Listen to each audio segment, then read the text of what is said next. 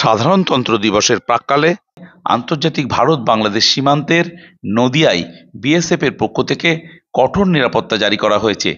Gede land customs, Gede railway station সহ সীমান্তের কাঁটাতারের বেড়া লাগোয়া স্থানে চলেছে জওয়ানদের কড়া নজরদারি।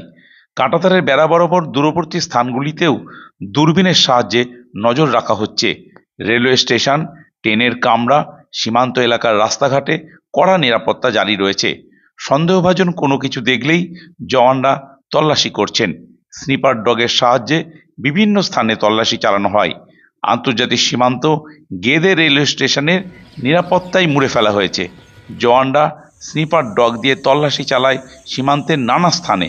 বৈধ পাসপোর্টে আসা যাত্রীদেরও জিজ্ঞাসাবাদ করা হচ্ছে, দেখা হচ্ছে তাদের পরিচয়পত্র। অনুপম মদক, আকাশবাণী সংবাদ, গেদে, নদিয়া।